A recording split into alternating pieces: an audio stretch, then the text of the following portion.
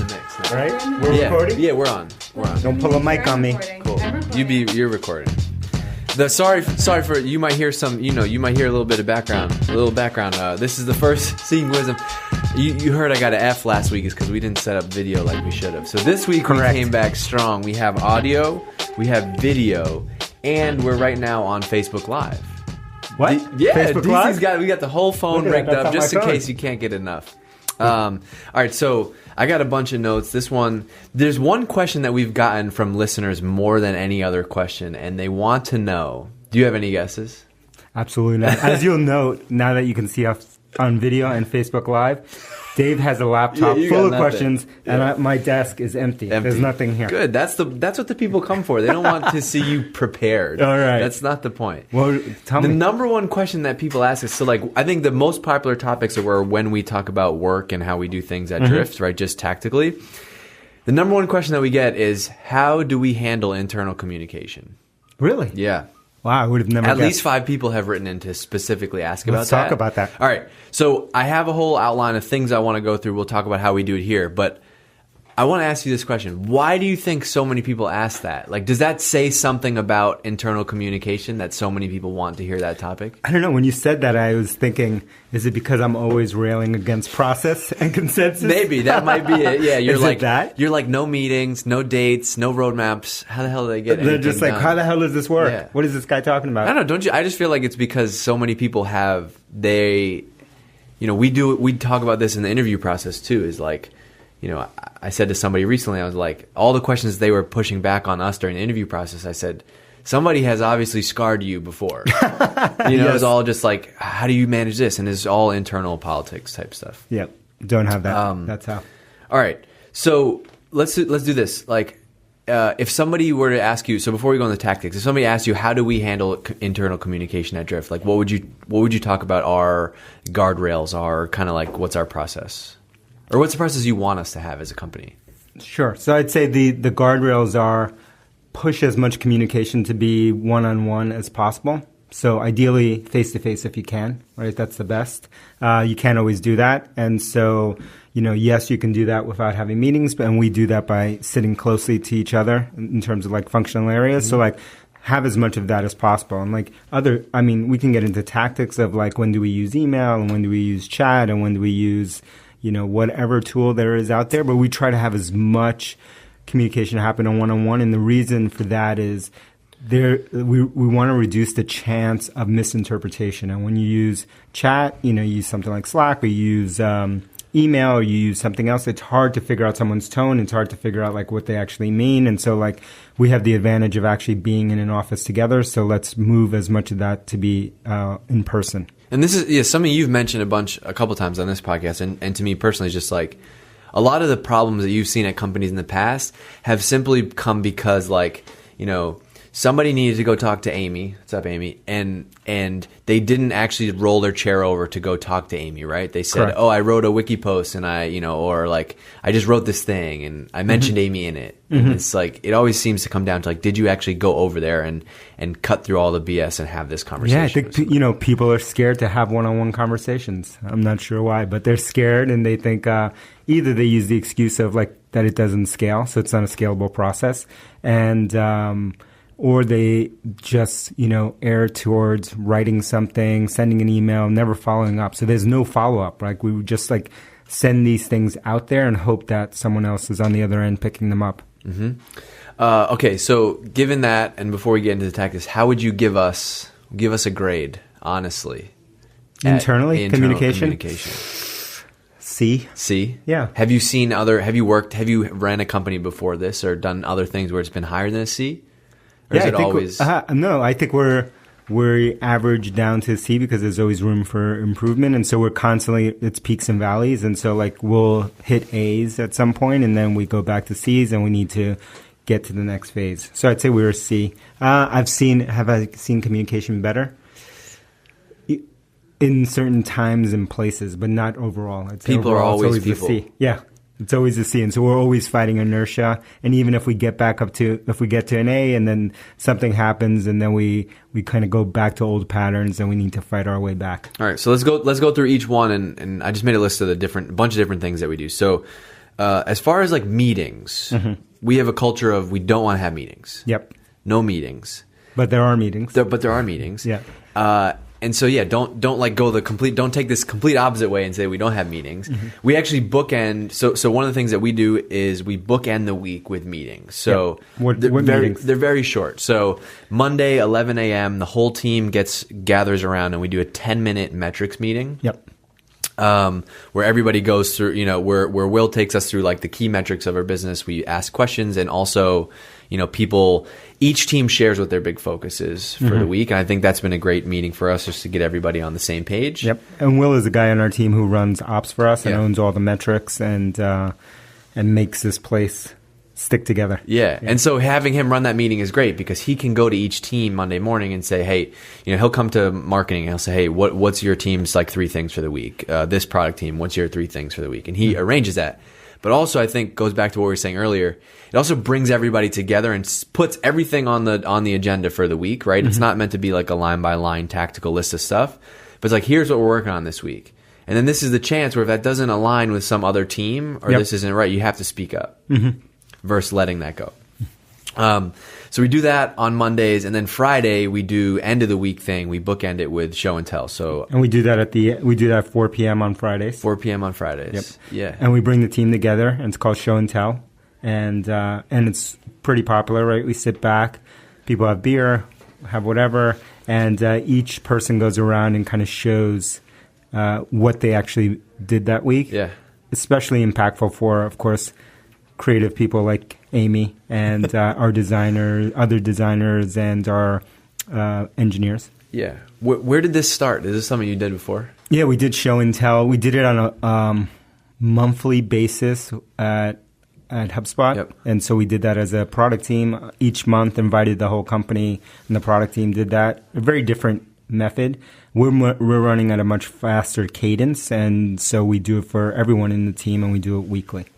Did you have rules around that? Yeah, we have lots of rules. Like what? Very different. Okay. So today we don't have a ton of rules. We don't have a ton of rules. So we just show what you're working. Yeah, as we grew and remember we always talk about stages, and so we were at a very different stage, and we cared about because we were communicating with people that were outside of the product team, we had to be sure to have rules that said, hey, we're only going to show things that are actually being used by customers, even if it's a small subset of customers. Because you didn't want a sales rep running off at a and selling. 1,500-person company hiding in the back of the room being like, I'm going to go sell that. I'm going to go sell that. Not that sales ever oversells or overpromises anything. Or not that they wouldn't go find the engineer who built it after the meeting and be like, yo, tell me more about that. Exactly. Hook me up. Drug deal. And so we had rules like that. We had rules for how long someone could be up there. We did it by team. We did rotations. We had lots and lots and lots of different rules on it to make it a well-produced event, and very different than our Friday show and tell, which is more laid back and everyone just goes around, kind of round robin. Yeah, but I think that they serve different purposes, different companies. Totally. At the HubSpot example, that's more of like an event. It was an event. Like if you said event, that was the right word. And tacos and all that kind of stuff. It was a big event. Yeah.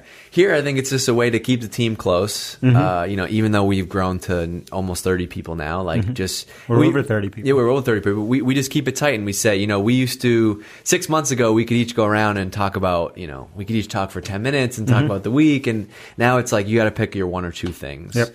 But I think it's cool because you don't see everybody, you don't always know what everybody's working on, and then sit next to like T-Run, one of our engineers. I used to sit next to him all the time, talk to him all the time. Don't talk to him as much as we've continued to grow. But it's cool because then on Friday I see, he built this new thing and here's how it works. And so it keeps everybody on the same page, which is awesome. Exactly. So we bookend with those 2 meetings. Yeah. Then what other meetings do we have?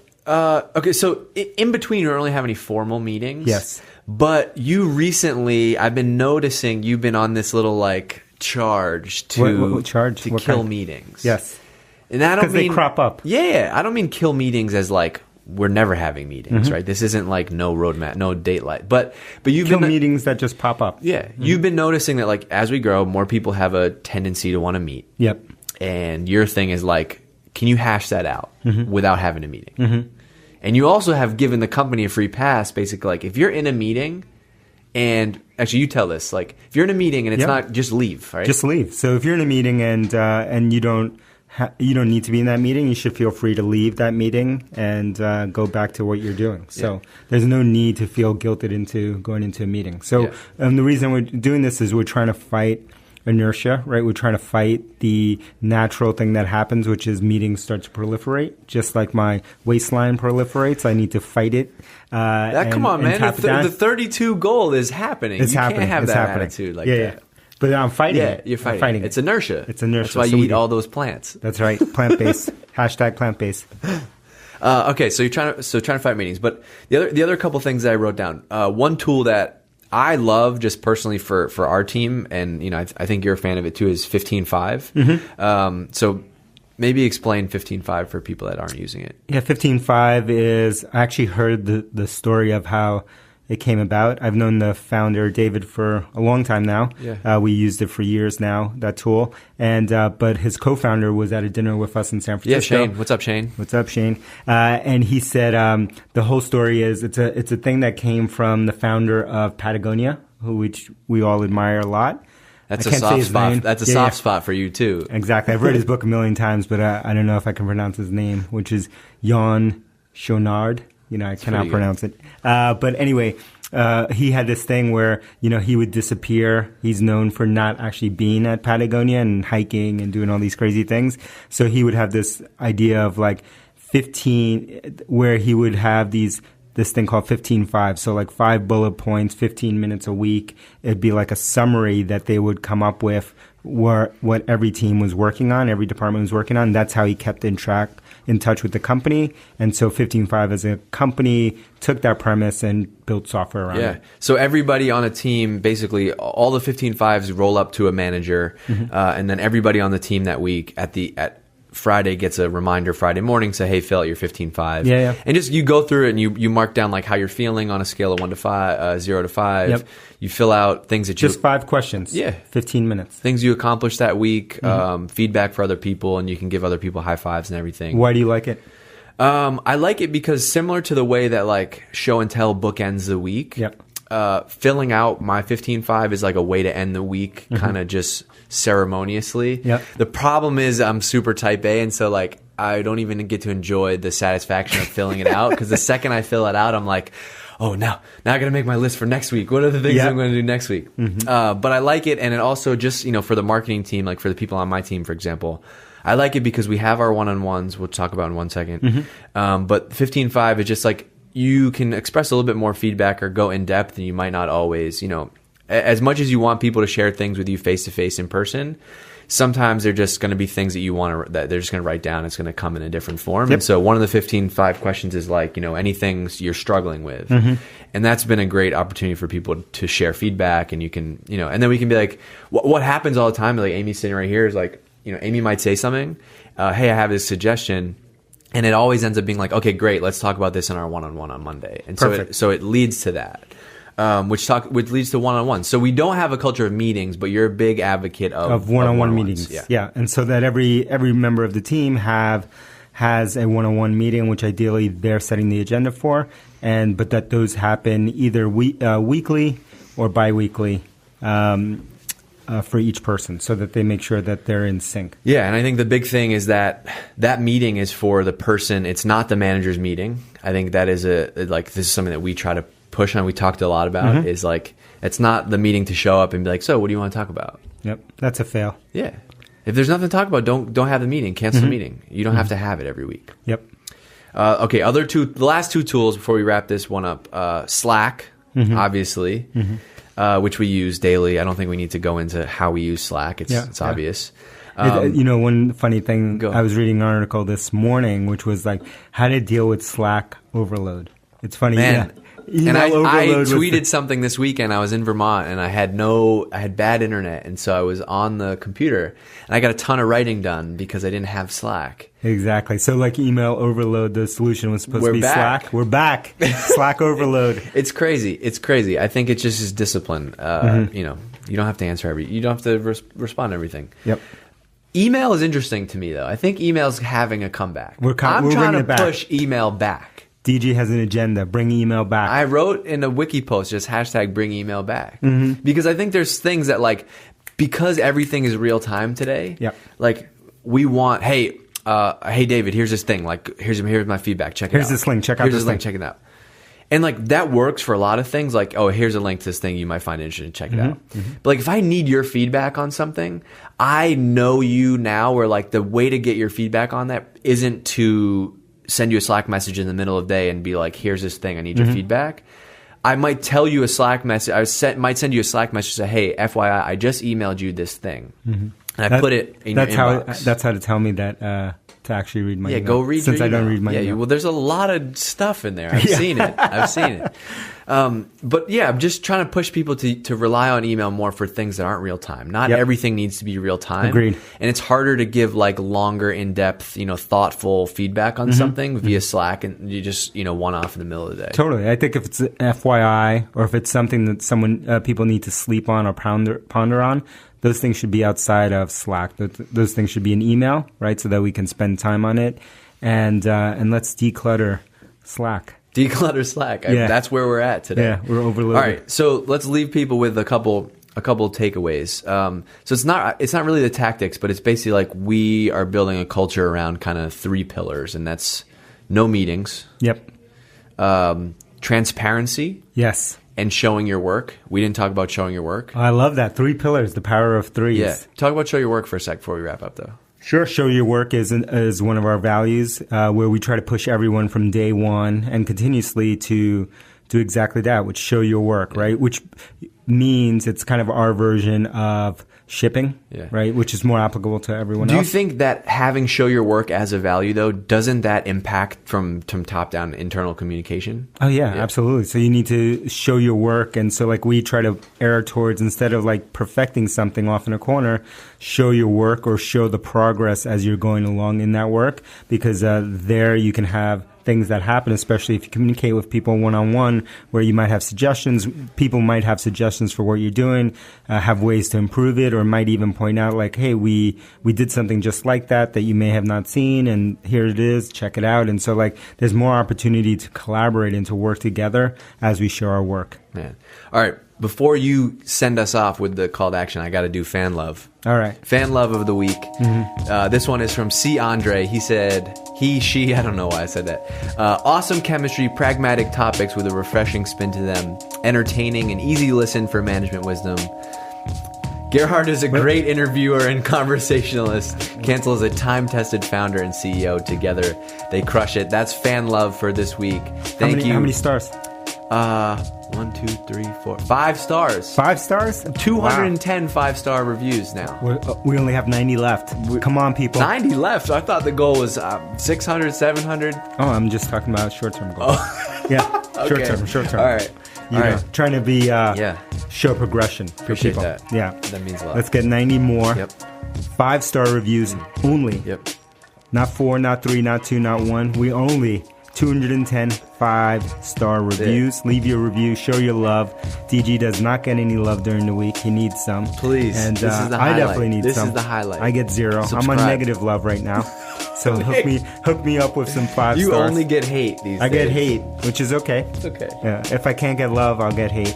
But let's get 5-star reviews out there. Help us blow up. And please hit that subscribe button. Subscribe to Seeking Wisdom. See ya. All right.